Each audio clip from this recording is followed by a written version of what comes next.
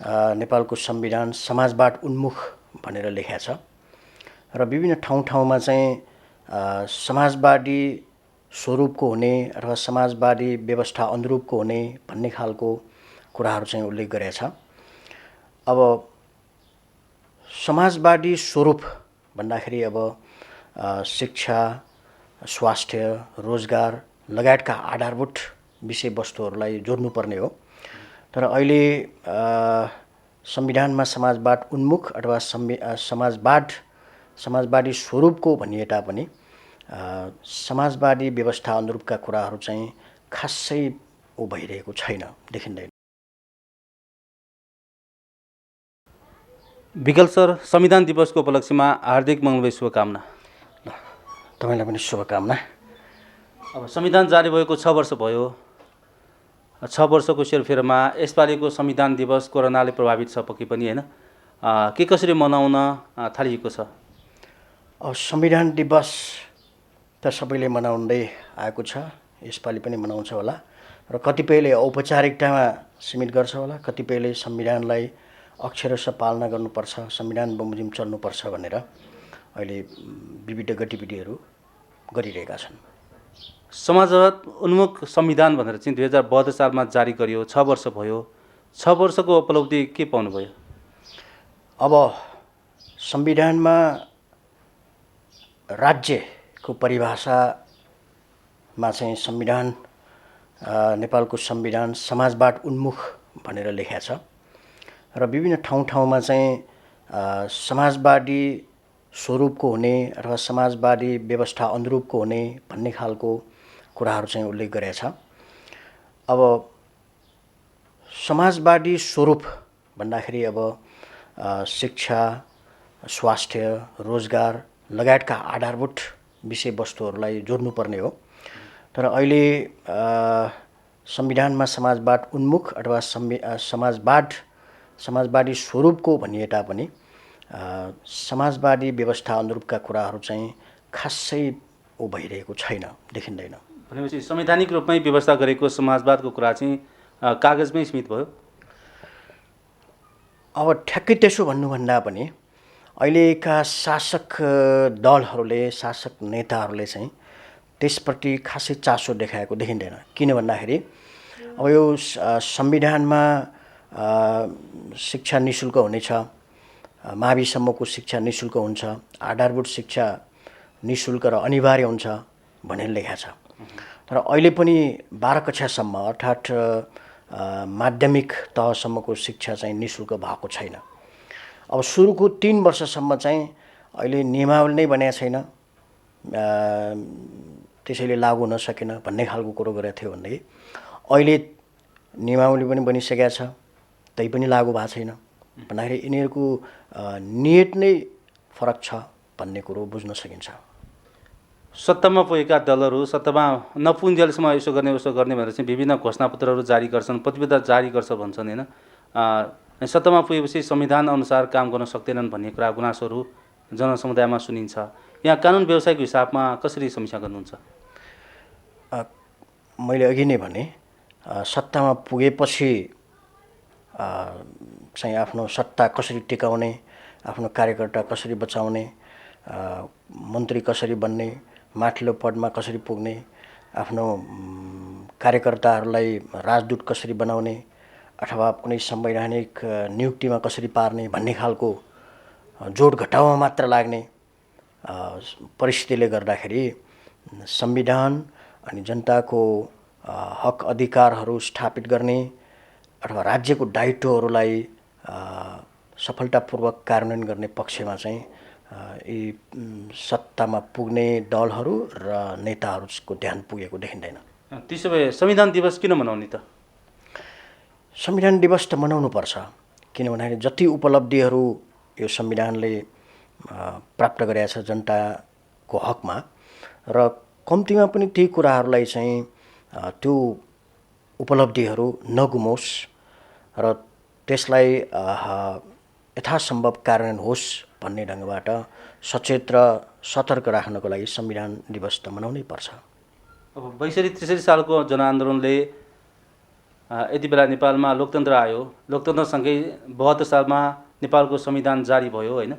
त्यसपछिको समाज विकास तीव्र रूपमा हुन्छ भनेर चाहिँ आम समुदायले अपेक्षा गरेका थिए होइन। त्यो अनुसार हुन सकेन भने आम समुदायमा निराशापन छ, राजनीतिप्रति वितृष्णा जागिरहेको छ भन्छन्। अब संवैधानिक संस्थागत विकास गर्नका लागि भएका प्रयासहरूमा अहिलेसम्मको उपलब्धि के पाइयो? अब तपाईँले जुन प्रसङ्ग उठाउनु भयो असाध्यै महत्त्वपूर्ण र साँच्चै घटलाग्दो कुरा हो। किनभने अब 46 सालको आन्दोलन पश्चात पनि महत्त्वपूर्ण मुख्य नेताहरूले चाहिँ अब जनताका दुःखका दिनहरू गए, अब सुख आउँछ भन्ने खालको कुरा गरेको थियो। 62-63 को आन्दोलनमा पनि अब त्यस्तै खालको अभिव्यक्तिहरू दिएको थियो। र अहिले गणतन्त्र आएको छ, लोकतन्त्र भनिएको छ। यस्तो अवस्थामा सङ्घीय व्यवस्था आएको छ, यस्तो अवस्थामा पनि नेताहरूले त बोलेका थिए अब जनताको दुःख हुने छैन, हट्ने छ भन्ने खालको कुरोहरू गरेका थिए। त्यो हटेको छैन, हट्नुको सट्टा झन्झन विकराल बन्दैछ। महँगी बढिरहेको छ, असुरक्षा बढिरहेको छ। अब शिक्षा स्वास्थ्य झन्झन महँगो भइरहेको छ। राज्यले चाहिँ विभिन्न खालको सार्वजनिक निकायहरू निजीकरण गर्ने खालको गतिविधिहरू अझ तीव्रताका साथ गरिरहेको छ। र त्यस्तो परिस्थितिमा जनतामा निराशा छाएको चाहिँ एकदमै हो, निराशा चाहिँ छाएको हो। र अब यदि त्यसलाई संविधानमा लेखिए बमोजिमका कुराहरूलाई मात्र पनि कार्यान्वयन गर्ने हो भने न्यूनतम कुराहरू उहाँहरूलाई उपलब्धि हुने थियो र त्यो निराशा चाहिँ केही हदसम्म भए पनि हट्ने थियो। लोकतन्त्र भनेपछि जनताको प्रजातन्त्रको रूपमा परिभाषित गरिएको छ होइन। अब मौलिक हक पनि संविधानमा उल्लेख छ तर कार्यान्वयन भएको छैनन् भनेर पनि छ। त्यसो भन्नुको अर्थ चाहिँ अझै पनि संविधानले दिएका प्रत्याभूत गरेका अघि भनेपछि शिक्षा र स्वास्थ्य जस्तो आधारभूत कुरा पनि आम समुदायको पहुँचमा पुगेको छैन। अब क्रमिक रूपले त्यसलाई कार्यान्वयन गर्दै लाने होला होइन। के छ अहिलेसम्मको अभ्यासले कुन दिशामा अघि बढिरहेको छ? अब कानुन र संविधानको अध्ययन गर्ने क्रममा र अहिलेको व्यवहारलाई हेर्ने क्रममा मलाई के लाग्छ भन्दाखेरि अहिले यी कुराहरूलाई अभ्यास गरेर अगाडि गइरहेको अवस्था भन्दा पनि कुन दिशामा भनेर भन्दाखेरि दिशाविहीन जस्तै छ भन्ने लाग्छ। किनभने अब सुरुको समयमा अलिकति गाह्रो हुन्छ, ट्र्याकमा ल्याउनको लागि टाइम लाग्छ, गाह्रो हुन्छ, बिस्तारै हुन्छ नि भन्ने भयो। वर्षौँ बितिसकेका छ र त्यो ट्र्याकमा जाने कोसिसै भएको देखिँदैन। र ढिलो होस् काम त होला कि भन्ने आशा गर्ने हद भनौँ न, आशा गर्ने ठाउँ नै छैन। त्यसैले अब प्रमुख कुरा त अब अहिले पनि यो विभिन्न अब राज्यका बल्दा चाहिँ विभिन्न इस्युहरू जुन उठिरहेका छन्, एमसिसी लगायतका विषयहरू अहिले उठिरहेका छन्। संसद अवरुद्ध भइरहेको अवस्था छ र 2 नजिकको राजनीतिक दल चाहिँ सानो पार्टीमा खुम्चिएको अवस्था छ र एकदमै अल्पमतमा रहेको पार्टीको नेतृत्व अहिले सरकार चलिरहेको छ। यी कुराहरू एउटा राजनीतिक रूपबाट एउटा राजनीतिको एउटा विकृत रूप जस्तै यस ढङ्गबाट चाहिँ गइरहेको छ। यो एकदमै दुःखद कुरा हो। यति बेला संविधान दिवस मनाउँदाखेरि संविधानका कतिपय व्याख्याहरू विश्लेषणहरू अझै अपुग छ, अपर्याप्त छ, जसले गर्दाखेरि राजनीतिक क्षेत्रमा सत्ता समीकरणमा ठुलो हलचल मचाएको छ भन्छ नि होइन। त्यसै कारणले पनि यो संविधान लागू हुन सकेन अथवा आम समुदायको आवश्यकता परिपूर्ति हुने खालको चाहिँ सम्पादन हुन सकेन भन्ने गुनासो पनि सुनिन्छ। के अहिलेको नेपालको संविधान पूर्ण रूपले कार्यान्वयनमा आउने हो भनेदेखि त्यस्तो कस्तो खालको समस्या यति बेला नेपाली जनताले भोगिरहनु परेको देखिन्छ? संविधान खास भन्ने हो भने कुनै पनि संविधान पूर्ण हुँदैन। किनभने जनताको आवश्यकताहरू र समाजको बदलिँदो परिस्थिति अनुसारको आवश्यकताहरू चाहिँ थपिँदै जान्छ, पूर्ण कहिले पनि हुँदैन। तर जति छ त्यसलाई सफल रूपबाट कार्यान्वयन गर्दै जाने हो भने त्यो सफलता हुन्छ, त्यसको सफलता हुन्छ। अब संविधान एकातिर छ, कानुन एकातिर छ र व्यवस्था अर्कोतिर गइरह्यो भनेदेखि अब त्यो संविधान पूर्ण हुँदैमा पनि केही हुनेवाला छैन। पछिल्लो चरणमा व्यवस्थापिका कार्यपालिका र न्यायपालिका भन्छन् होइन, तीन शक्ति स्वायत्त पनि भनिन्छ, एक आपसमा हस्तक्षेप पनि भयो भन्छन् होइन। यी बेला चाहिँ संविधान प्रदत्त हक अधिकार अन्तर्गत चाहिँ यो गठन गरिएका निकायहरू बिचको अन्तर संवाद भनौँ, एक हिसाबले अन्तर्द्वन्द्व किन चल्किँदो रहेछ? यो कार्यपालिका व्यवस्थापिका न्यायपालिका भन्ने कुरो शक्ति पृथकीकरणकै आधारमा चलेको हुन्छ। यो स्वायत्तता भन्ने कुरो त्यहाँ अलि मिल्दैन। अब अहिलेको सन्दर्भमा चाहिँ जस्तै अब कतिपय हदसम्म अदालत अलि बढी सक्रिय हुने, अलि बढी चाहिँ सर्वोच्चको सर्वोच्चता जस्तै अब हाम्रो संसदीय व्यवस्थामा संसदीय सर्वोच्चता, संविधानको सर्वोच्चता ट्र्याकभन्दा बाहिर गयो कि भन्ने प्रसङ्गहरूमा यो सवाल चाहिँ उठिरहेको अवस्था हो। र अब जस्तै अब दुई पटक के भन्छ संसदको विघटन भयो, संसद विघटनलाई सर्वोच्च अदालतले पुनर्स्थापित गरिदियो। त्यसै गरिकन अब एउटा अमुक राजनीतिक दललाई विभाजित गर्ने खालको फैसला पनि सर्वोच्चबाटै आयो। र यस्ता कुराहरूले चाहिँ अलिकति यसमा चेक एन्ड ब्यालेन्स अथवा यो रोक र सन्तुलनको सिद्धान्तमा आधारित हुन्छ यो तीनटा शक्तिहरू, र त्यसभन्दा अलि फरक हुन गयो कि भन्ने एउटा परिस्थिति चाहिँ बुद्धिजीवीहरूले बुझिरहेका छन्। त्यसो भन्दा अहिलेको संविधान फेरि संशोधन गर्नुपर्छ भन्ने पक्ष पनि देखिएको छ भन्छ नि। अब यो अपर्याप्तताले अपूर्णताले चाहिँ अब फेरि संशोधनको बाटोतिर लाने हो? अब अघि भने जस्तै पूर्णता त कुनै पनि बेला हुँदैन र त्यसलाई पूर्ण गर्नुपर्छ भन्ने आवाज उठ्नु त स्वाभाविक नै हो। तर अहिलेको जुन परिस्थितिको हकमा भन्ने हो भने त्यो संशोधनको विषय होइन, र यसलाई चाहिँ एउटा पूर्ण रूपबाट सफल रूपबाट कार्यान्वयन गर्ने विषय हो। र त्यहाँ चाहिँ जुन सिद्धान्त अन्तर्राष्ट्रिय रूपबाट यो राजनीतिक सिद्धान्त रोक र सन्तुलन अथवा यो शक्ति पृथकीकरणको सिद्धान्त भन्ने हो, त्यो सिद्धान्तलाई आत्मसात गर्दै सबै निकायहरूले त्यसलाई आत्मसात गर्दै अगाडि बढ्ने कुरा हो।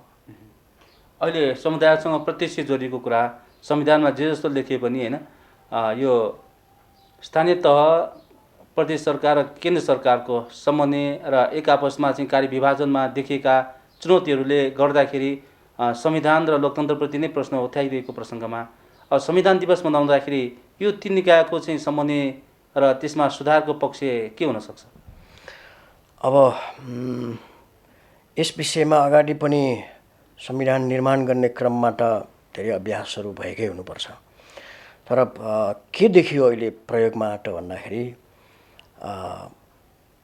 सङ्घीय सरकार चाहिँ सङ्घीय निकायहरू सबै एकदम शक्तिशाली हुने र प्रदेश चाहिँ गौण हुने र स्थानीय सरकारले चाहिँ आफ्नो कार्यरूप नै लिन नसक्ने अथवा आफूसँग भएको निहित अधिकारहरूलाई कसरी त्यसलाई सफल रूपबाट प्रयोग गर्ने भन्ने चाहिँ अभ्यासै नपुगेको अथवा त्यस्तो अनुभवै नभएको जस्तो चाहिँ देखिरहेछ। प्रदेशको हकमा चाहिँ करिब अब सङ्घले अढाए जस्तै मात्र गर्ने ढङ्गको जुन चाहिँ पद्धतिहरू विकास भइरहेछ, त्यसले अलिकति यो सङ्घीयताप्रति शङ्का अथवा त्यसको असफल पो हुने हो कि भन्ने खालको आशंका चाहिँ उब्जाइदिएको छ। हामी लोकतन्त्र भन्छौँ, जनताको प्रजातन्त्र भन्छौँ, तर हरेक क्षेत्रमा राजनीतिक प्रभाव, राजनीतिक दबावमा काम हुन्छ भन्छन् होइन, जसले गर्दा संविधान त कागजको खोस्रा मात्र हो भनेर चाहिँ आलोचना पनि भइरहेछ। यसलाई कसरी बुझ्ने हो? राजनीतिको एउटा प्रभाव त रहन्छ नै, राजनीतिक रूपबाट प्रभाव रहने भन्ने कुरा होइन, यो एउटा सिस्टममा गएन। राजनीतिक रूपबाट प्रभाव रहने कुरा त स्वाभाविक नै हो। कुनै पनि निकायमा राजनीतिक प्रभाव चाहिँ स्वाभाविक नै मान्नुपर्छ, तर एउटा सिस्टममा चल्नुपर्छ भन्ने नै हो। सिस्टममा चल्ने भन्नुको अर्थ के हो त भन्दाखेरि अब अहिले जुन चाहिँ राजनीतिक दलहरूको आफ्नो भनौँ न आफ्नो डुनो सोझाउने मनपरी ढङ्गबाट जुन चाहिँ चलाउने अवस्था छ, त्यसले गर्दाखेरि न संवैधानिक सर्वोच्चताको कुरो उठ्न सक्छ, न चाहिँ एउटा व्यवस्थाको स्थिरताको कुरा उठ्न सक्छ। सिस्टम भनेपछि यो कानुनी राज्यको अवधारणा हो कि अरू थोक के छ? जस्तै अहिले हामीले जुन संविधानले अङ्गीकार गरेको सिस्टम छ नि, जस्तै अब यो संसदीय व्यवस्था, अब यो गणतन्त्र अथवा सङ्घीय पद्धति, यी कुराहरूमा त्यसको एउटा छुट्टै एउटा व्यवस्था चाहिँ हाम्रो संविधानले चाहिँ व्याख्या गरिसकेका छ। संविधानमा लेखिए बमोजिम आफ्नो ढङ्गबाट काम सबैले गर्ने हो भनेदेखि चाहिँ त्यो अटोमेटिकली एउटा सिस्टममा जान्छ। भोलि त्यसमा नसमेटेका कुराहरू, त्यसका कमी कमजोरीका पक्षहरू चाहिँ संविधान संशोधनबाट अथवा कानुनी व्यवस्थाबाट चाहिँ अगाडि बढ्न सकिन्छ। त्यसपछि त्यो राम्रो भयो कि नराम्रो भयो कि भन्ने समीक्षा गर्ने समय आउँछ। अहिले चाहिँ अब त्यो अनुसार नै नचलाउँदाखेरि, संविधान बमोजिम नै नचल्दाखेरि चाहिँ अब समीक्षा कसरी गर्ने अवस्था यस्तो छ। समुदायमा भन्ने गरिन्छ नि, पहिला एकजना राजा थियो, अहिले हजारौँ राजा भए, जनतालाई करको दायरा बढाएर चाहिँ महँगी बढाएर थप लोकतन्त्रको नाममा साँच दियो भनेर होइन यो आलोचनाहरू भइरहेका छन्। अब यो संविधान दिवस मनाउँदाखेरि यी जनआकाङ्क्षाहरू, आलोचनाहरूलाई चाहिँ कसरी आत्मसात गर्न आवश्यक छ? त्यो प्रसङ्ग एकदम स्वाभाविक रूपबाट उठ्छ। कुनै बेला अब विभिन्न गाउँपालिकाहरू अथवा गाविसहरू थिए, ती गाविसहरू समेटेर नगरपालिका बनाए। नगरपालिका बनाएपछि करको दायरा बढ्यो अथवा कर विभिन्न रूपबाट कर उठाउने अवस्था भयो। जनताले के पायो? त्यस बापत चाहिँ जनताले सर्वसाधारण जनताले के पाए, उनीहरूलाई के सहुलियत पाए, के सुविधा पाए भन्ने प्रश्न उठ्नु त स्वाभाविक हो नि। त्यस्तो प्रसङ्गमा चाहिँ यस्ता गुनासोहरू आउनु स्वाभाविक हो। अब हरेक चित्रमा अघि भने जस्तै राजनीतिक प्रभाव देखिएपछि होइन हरेक मानिसहरू राजनीतिक रूपले ध्रुवीकरण हुनुपर्ने अवस्था आयो भनेर भन्दा होइन अब शक्तिशाली दलको पछि, नेताको पछि नलागेसम्म सेवा सुविधा पनि लिन नसकिने अवस्था आयो भन्छ नि। यो पनि त गहन विषय भयो नि। नेपालको विडम्बना भनेकै यही हो। अब राजनीति भनेको दर्शन हो, सिद्धान्तमा आधारित हुन्छ। अब कुन दलले कस्तो दर्शन बोकेको छ, कस्तो सिद्धान्त बोकेको छ, जनताले सबै कुराहरू नबुझ्न सक्छ। अलि बुद्धिजीवी मान्छेहरूले त्यो कुरो बुझ्ने हुन्छ र बुद्धिजीवीहरूले सर्वसाधारण जनतालाई बुझ्ने गरिकन बुझाउनु पर्ने हुन्छ र जनताले पनि नेताको मात्र मुख नहेरिकन जुन सिद्धान्त के छ र अथवा भनौँ यो दर्शन के बोकेको छ भन्ने आधारमा चाहिँ जनताले पनि विचार गर्नुपर्ने हो। तर अहिले चुनाव नहुन्जेलको अवस्थामा जनताले फलाना पार्टी यस्तो, मैले भोट दिएको यस्तो भयो उस्तो भयो सारा कुरा भन्छ। जब चुनाव आउँछ त्यसपछि फेरि केही रकममा अथवा भोजभट्टेरमा अथवा केही सुविधा वा आश्वासनमा नै जनताहरू पर्ने अवस्था भइरहेछ। यो विडम्बना हो। कुनै पनि दलले, नेताले भने जस्तो काम गर्न सकेको छैन होइन। चुनाव आयो कि रात महसुस गर्यो, भोट दियो, जितायो, फेरि सत्तामा पुगेपछि त्यस्तै छ भनेर गुनासो जुन आम समुदायमा चलिरहेको गुनासोसँगै पछिल्लो चरणमा राजनीतिक दलहरू बिचमा पनि फाटो आएर जुन सरकारमा समीकरणमा चाहिँ ठुलो चुनौतीको रूपमा देखिरहेको छ, सरकार विस्तार हुन नसकिरहेको प्रसङ्गले गर्दाखेरि पनि यो संविधानप्रति, लोकतन्त्रप्रति नै आम समुदायमा गुनासो देखिएको छ भन्छन् होइन। यो प्रसङ्गलाई जोडेर कुरा गर्दाखेरि पछिल्लो चरणमा एमसिसीको बारेमा पनि आम समुदायको बिचमा विरोधाभास पूर्ण रूपले प्रस्तुत भइरहेको छ अथवा राष्ट्रिय घाँटी छ भनेर भनिएको छ एकातिर। अर्कोतिर चाहिँ यो सहयोग हो, यसले देश विकास हुन्छ भनेर चाहिँ बहस भइरहेको छ। अब कानुनी दृष्टिकोणले के लाग्छ? अब म त्यो दुईटै प्रसङ्गलाई जोड्छु। एउटा अघिल्लो तपाईँले उठाउनु भएको प्रसङ्ग चाहिँ जुन राजनीतिक दलहरूले एउटा घोषणापत्र जारी गरेर जनतालाई आश्वासन दिएर अथवा यस्तो गर्छौँ, हाम्रो सत्ता आएको खण्डमा, हाम्रो सरकार स्थापित भएको खण्डमा यसो गर्छौँ भनेर जुन भाषणहरू गरेर अथवा लेखहरू प्रकाशित गरेर मुख्य रूपबाट घोषणापत्र मार्फत चाहिँ जनतासँग भोट माग्ने हुन्छ। अब ठाउँमा पुगेपछि, सरकारमा पुगेपछि अथवा आफ्नै गर्ने समयमा आएपछि चाहिँ संसदमा रहेर, सरकारमा रहेर गर्ने भूमिका चाहिँ त्यसको ठिक विपरीत भइरहेको हामी पाउँछौँ। अब त्यस्तो व्यवस्थाहरू बनाउनुपर्छ र समय सँगसँगै यो पनि स्वाभाविक छ कि घोषणापत्र अनुसार काम नगर्ने राजनीतिक दलहरूलाई कानुनी रूपबाट पनि अदालतमा उभ्याइनेछ र जनताले पनि जनअदालतमा उभ्याइनेछ। त्यसपछि त्यस्ता राजनीतिक दलहरू बिस्तारै हट्दै जानुपर्छ र त्यो वातावरण बनाउनको लागि बुद्धिजीवीहरू हामी पत्रकारहरूले चाहिँ भूमिका खेल्नुपर्छ। यो अघिल्लो प्रसङ्ग भयो। अब यो जुन चाहिँ एमसिसीको प्रसङ्ग हो, एमसिसी एउटा अब यो इन्डो पेसिफिक रणनीतिको एउटा अङ्ग हो भनेर जुन चाहिँ त्यसको उत्थानकर्ताहरू अथवा त्यसका भनौँ न अमेरिका स्वयंले महत्त्वपूर्ण निकायहरूले चाहिँ त्यो बोलिरहेको अवस्था छ। तर यहाँका राजनीतिक दलहरूले चाहिँ अब यस्तो कुराहरूलाई एकहती ढङ्गबाट होइन यस्तो उस्तो विकासको लागि भनेर चाहिँ बोलिरहेको अवस्था छ र धेरै कुराहरू चाहिँ यसमा चाहिँ के भन्दाखेरि अस्पष्ट रहेका कुराहरू पनि छन्। साँच्चीकै यो यस्तो हो भने ती राजनीतिक दलहरूले ती बुद्धिजीवीहरूले चाहिँ खुल्ला रूपबाट एउटा एउटा बुँदामा चाहिँ बहस गर्न तयार हुनुपर्छ। राजनीतिक दलहरूले अब पहिला महाकाली सन्धि गर्दाखेरि पनि पश्चिमबाट सूर्य उदाउँछ भनेकै थिए, उडाएन त। अहिलेसम्म त्यो महाकाली सन्धिको कुरा चाहिँ विस्तृत परियोजनाहरूसम्म बनाउन सकेन त। अब त्यस्ता बोल्ने नेताहरूले अथवा त्यस्तो राजनीतिक दलहरूले महाकाली सन्धि पास गर्ने दलहरूले सजाय भोग्नु पर्दैन र यो विषयमा पनि यस्तै हुन्छ। यो एमसिसीको विषय पनि विषयमा जुन छलफल भइरहेको छ, बहस भइरहेको छ, चर्चा चलिरहेको छ, यसको बुदागत रूपमा छलफलै नगरिकन सम्झौता गरिसकेछ पहिलाका सरकारले, होइन? अब के हुन्छ?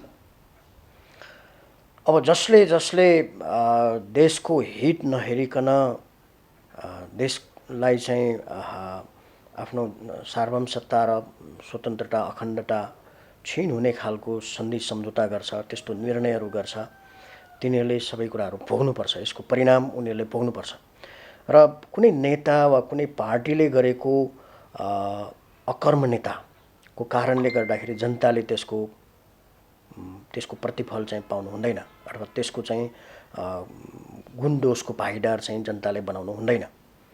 मुख्य कुरा यो हो, होइन? अहिलेको अब यो एमसिसीको विषयमा त साँच्चीकै भन्ने हो भने राजनीतिक दलहरू स्पष्ट नै छैन। तिनीहरूले त्यसको अध्ययन गरेर गरेको होइन भन्ने कुरो चाहिँ अहिले जुन ढङ्गबाट बाहिर आइरहेको छ कुराहरू र त्यसबाट बुझिन्छ। सत्तापक्षमा जो गए पनि एमसिसी पास गर्नुपर्छ, पास गर्ने पहल गर्दैछौँ भनेर खबरहरू दिइरहेका हुन्छन्, होइन? प्रतिपक्षमा बसेपछि चाहिँ त्यसको विरोध हुने कारण के हो? अब जुन यो प्रसङ्ग अब जुन यो नेकपा एमाले को सन्दर्भमा भन्ने हो भने चाहिँ अब एउटा उखान छ नि, बेटा न बेटी भन्ने खालको। बेटा हो कि बेटी हो यसले छुट्टिँदैन, बेटा न बेटी, यसलाई शब्दको व्याख्या गरे जस्तै यो ढङ्गबाट एउटा चाहिँ उखानको व्याख्या गरे जस्तै अहिले भइरहेछ। सरकारमा रहँदाखेरि चाहिँ यसमा स्पष्ट आफ्नो धारणा छैन।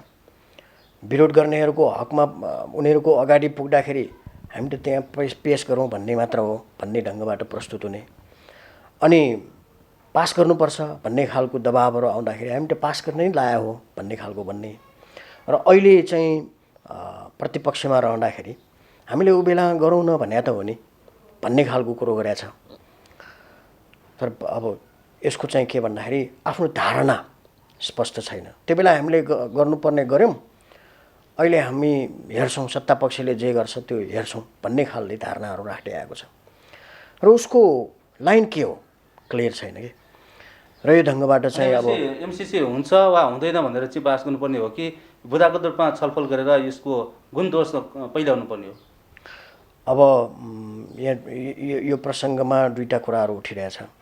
एउटा कतिपयले यसलाई संशोधन गरेर पास गर्नुपर्छ भन्ने र कतिपयले चाहिँ पासै गर्नुपर्छ भन्ने, कतिपयले पास गर्नुहुन्न भन्ने, तिनवटा लाइन आयो। अब संशोधन गर्नुपर्छ भन्ने लाइनको सन्दर्भमा अहिले अमेरिका स्वयंले यो चाहिँ संशोधन हुन सक्दैन भन्ने भयो। किन भन्दाखेरि अमेरिकाको संसदले एउटा यो सन्दर्भमा कानुनै बनाएको छ। कानुन बनाएको छ, त्यो कानुन चाहिँ संसदले बनाएको कानुन चाहिँ कुनै एक मन्त्रीले वा कुनै त्यहाँको राष्ट्रपति वा कुनै एक व्यक्तिले भन्दैमा हुने होइन। त्यसैले त्यो संशोधन हुन सक्दैन जबसम्म त्यहाँको संसद पुरै चाहिँ सिङ्गै संसदले त्यसलाई चाहिँ संशोधन गर्ने खालको ल्याउन सक्दैन अथवा गर्दैन। यो नेपालमा एउटा प्रसङ्ग उठ्यो भन्दैमा त्यहाँको संसद प्रभावित हुने होइन। त्यसकारण यो त सम्भव छैन तत्कालको लागि। अब यस्तो प्रसङ्गमा चाहिँ अब यसरी गर्यो भने हुन्छ, उसो गर्यो भने हुन्छ भन्ने कुरा गर्ने, अघि भने जस्तै न हाँसको चाल न कुखुराको चाल भने जस्तै उनीहरूको कुनै खालको स्ट्यान्ड छैन भन्ने नै बुझिन्छ। अहिले पनि विभिन्न एनजिओ आइएनजिओदेखि होइन सरकारको बजेटभन्दा बढी बजेटहरू चाहिँ ती निकायले खर्च गरेको छ भनेर कहिलेकाहीँ विश्लेषण हुने गर्छन्। अहिले पनि विभिन्न सरकारी निकायको तर्फबाट पनि दार्जिलिङ निकायहरूबाट अरबौँ रुपियाँको चाहिँ सहयोगहरू आदान प्रदान गरिरहेको छ। एमसिसीमा मात्रै किन यस्तो विवाद आयो भनेर चाहिँ भन्छ नि? हो, अब अमेरिकाकै विभिन्न आइएनजिओहरू निकायहरूले चाहिँ नेपालमा विभिन्न कार्यक्रमहरूमा खर्च गरिरहेकै छ। तिनीहरूलाई संसदमा अनुमोदन गर्न परेन अनि विभिन्न देशहरूको पनि परियोजनाहरू नेपालमा लागू भइरहेकै छ, त्यहाँ पनि संसदबाट अनुमोदन गर्न परेन। र वास्तवमा अब अमेरिकाले बनाएको एउटा कानुनको आधारमा चाहिँ जुन चाहिँ यो प्रोजेक्ट आइरहेको छ त्यो उनीहरूको प्रोजेक्ट हो। हामीलाई अनुकूल भयो त्यसलाई हामीले स्वीकार गर्ने हो, अनुकूल भएन भनेदेखि त्यसलाई अस्वीकार गर्ने हो। अब संसदबाटै गर्नुपर्ने भनिसकेपछि यहाँ दुई तिनवटा कुराहरू संसदबाट गरिसकेपछि हुने एउटा दुई तिनवटा कुराहरू चाहिँ यहाँ विचार गर्नुपर्ने हुन्छ। एउटा चाहिँ अब त्यो कानुन अमेरिकाको कानुनलाई नेपालको संविधानभन्दा माथि राख्ने भन्ने अर्थमा जान्छ यो। किन भन्दाखेरि अब कुनै त्यस विषयमा चाहिँ कुनै विवाद पर्यो भनेदेखि नेपालको अदालतमा अथवा सर्वोच्च अदालतमा चल्दैन मुद्दा भन्ने छ र यहाँको यो महालेखा परीक्षकको काम चल्दैन अथवा लेखा परीक्षण हुँदैन र सुरक्षा निकायहरू काम लाग्दैन भन्ने खालको छ। अब यो दुई तिनवटा प्रसङ्गले गर्दाखेरि अब एकातिर त्यसको सुरक्षाको लागि अमेरिकी सेना आउने एउटा अवस्था देखियो र अर्कोतिर चाहिँ नेपालको जुन चाहिँ सर्वोच्च निकाय सर्वोच्च अदालत लगायतका निकायहरू चाहिँ पङ्गु बन्ने भयो, त्यो निष्प्रभावी बन्ने भयो। यसको अर्थ संविधानभन्दा माथि अमेरिकाको कानुन चाहिँ हुन सक्दैन। त्यसकारण हामीले विरोध गर्नुपर्ने हो। त्यस्तो सन्धि सम्झौताको बारेमा संविधानले के बोलेको छ? अब विशेष खालको सन्धि सम्झौताको विषयमा त संसदबाट अनुमोदन गर्नुपर्छ भन्ने छ। अब त्यसमा चाहिँ अब जस्तै प्राकृतिक स्रोत साधनको बाँडफाँडको विषय, सीमासँग सम्बन्धित विषयहरू, यस्ता यस्ता विषयहरूमा चाहिँ संसदले अनुमोदन गर्नुपर्छ भन्ने छ। तर कुनै एउटा प्रोजेक्ट सञ्चालन गर्ने विषयमा चाहिँ संसदमा लानु पर्दैन, एउटा प्रसङ्ग त्यो भयो। र अर्को यो एमसिसीको सन्दर्भमा भन्नुपर्दाखेरि एमसिसी अन्तर्गतको प्रोजेक्टहरू अथवा त्यसको चाहिँ प्रारम्भिक चरणका कामहरू चाहिँ अहिले पनि कार्यान्वयनमा गइरहेछ अथवा कार्यान्वयन भइरहेछ भन्ने प्रसङ्ग हो भने अब संसदबाटै अनुमोदन गरेपछि अनुमोदन गराउनुपर्छ भन्नुको अर्थ के हो त भन्दाखेरि भोलि कुनै ढङ्गबाट विवाद उठ्यो भनेदेखि अब संसदले नै अनुमोदन गरिसकेको अथवा कानुनभन्दा पनि कानुन जस्तै नै यो चाहिँ एउटा शक्तिशाली भइसकेको, त्यसैले अब नेपालले विरोध गर्दाखेरि पनि त्यो केही पनि नलाग्ने अवस्था चाहिँ सिर्जना हुन्छ। एमसिसीको बारेमा यसरी चाहिँ बहसहरू भइरहेको छ होइन, राष्ट्रिय स्वाधीनता सार्वभौमिकतासँग जोडिरहेको छ, राष्ट्रिय घाटी सन्धि गर्नु हुँदैन भनेर चाहिँ विभिन्न क्षेत्रमा जुलुस धर्नाहरू भइरहेका छन्। सरकार जसरी भए पनि अथवा छलफल गरेर अथवा संशोधन गरेर चाहिँ पास गर्ने दाउमा छ। यसले परिणाम कस्तो दिन सक्छ? अब अहिले एउटा यस्तो राज्य चाहिँ एउटा सङ्कटको परिस्थितिमा देखा परेको छ। यो एमसिसी पारित गर्ने बित्तिकै अघि भने जस्तै नेपालको सार्वभौम सत्ताको प्रश्न चाहिँ यहाँनिर जोडिने भयो। अब एउटा पक्ष चाहिँ जसरी भए पनि भन्ने ढङ्गबाट अन्ध भक्तिको रूपमा चाहिँ अमेरिकाको पक्षमा लागिरहेको अवस्था छ भन्दाखेरि अब कतिपय बुद्धिजीवीहरू कतिपय राजनीतिक दलहरूले चाहिँ अब यसका भनौँ न अमेरिकाको विगतको जुन चाहिँ गतिविधिहरू छ, अन्तर्राष्ट्रिय जगतमा त्यसको छवि छ, त्यो छविकै आधारमा पनि हेर अफगानिस्तान जस्तो हुनसक्छ, इराक र लिबिया जस्तो हुनसक्छ भन्ने ढङ्गबाट चाहिँ के भन्दाखेरि बुझेका व्यक्तित्वहरूले अथवा राजनीतिक व्यक्तित्वहरू र बुद्धिजीवीहरूले चाहिँ र उसको विगतको त्यस्तो खालको गतिविधिको कारणले गर्दाखेरि सशङ्कित छ र त्यसैले जनतालाई त्यसलाई त्यस विषयमा चाहिँ सचेत गर्ने कामहरू चाहिँ गरिरहेको छ। देशमा अब 6औं संविधान दिवस मनाइरहँदाखेरि विशेष गरेर संविधानविद भनौँ, कानुनविद भनौँ, आम समुदायले आजको दिनमा के कुरा चाहिँ अझ महत्त्वपूर्ण रूपले सम्झिनुपर्छ, मनन गर्नुपर्छ, चिन्तन गर्नुपर्छ, के लाग्छ? संविधान निर्माण गर्दाखेरिका पल पल अथवा प्रत्येक क्षण, प्रत्येक विषयमा उठेका प्रश्नहरू अहिले छलफलको विषय बनाउनुपर्छ। किन भन्दाखेरि कतिपय राजनीतिक दलहरूले अहिले जुन खालको संविधान बनेको छ यो हाम्रो कारणले बनेको, यो हामीले बनाएको भन्ने खालको अहिले बहस गर्छन्।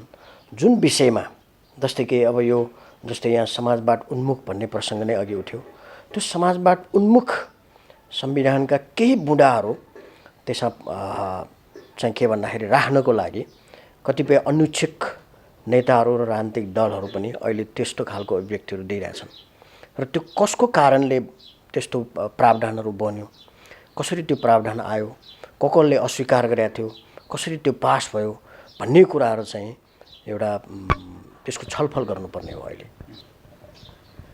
अब आजको कुराकानीमा श्रोता समुदायमा संविधान दिवसको सन्दर्भलाई जोडेर कानुन अधीन समाजको पूर्व अध्यक्षको हिसाबमा के आग्रह र सन्देश दिनुहुन्छ? संविधान एउटा सर्वोच्च दस्तावेज हो, सर्वोच्च कानुन हो। संविधानभन्दा माथि चाहिँ कुनै पनि खालको अन्तर्राष्ट्रिय दबाव वा प्रभावहरूमा हामी रहनु हुँदैन। एमसिसी लगायतका त्यस्ता प्रावधानहरूलाई हामीले कुनै हालतमा स्वीकार गर्नु हुँदैन र साथसाथै एमसिसी मात्र नभइकन थुप्रै अन्तर्राष्ट्रिय दात्री निकायहरूको प्रोजेक्टहरू लागू भइरहेछ। त्यस्ता कुराहरूमा पनि नेपालको सार्वभौमसत्ता, भू अखण्डता, स्वतन्त्रतामा चाहिँ असर पार्ने खालको कुराहरू छन् भनेदेखि त्यसलाई चाहिँ स्वीकार गर्नु हुँदैन र विकासको नाउँमा त्यसरी विभिन्न देशहरूको दबाव प्रभावमा नेपाल रहन सक्दैन भन्ने कुरा हामीले चिन्तन मनन गर्नुपर्छ। म यही भन्न चाहन्छु। हस्, यो जानकारी सन्देशका साथ पुनः संविधान दिवसको उपलक्ष्यमा हार्दिक मङ्गल शुभकामना। तपाईँलाई पनि शुभकामना, सबै दर्शक वृन्दहरूमा हार्दिक शुभकामना। नेपालको संविधान समाजवाद उन्मुख भनेर लेखिएको छ र विभिन्न ठाउँमा चाहिँ समाजवादी स्वरूपको हुने अथवा समाजवादी व्यवस्था अनुरूपको हुने भन्ने खालको कुराहरू चाहिँ उल्लेख गरेको छ। अब समाजवादी स्वरूप भन्दाखेरि अब शिक्षा, स्वास्थ्य, रोजगार लगायतका आधारभूत विषयवस्तुहरूलाई जोड्नुपर्ने हो। तर अहिले संविधानमा समाजवाद उन्मुख अथवा समाजवादी स्वरूपको भनिए तापनि समाजवादी व्यवस्था अनुरूपका कुराहरू चाहिँ खासै भइरहेको छैन, देखिँदैन।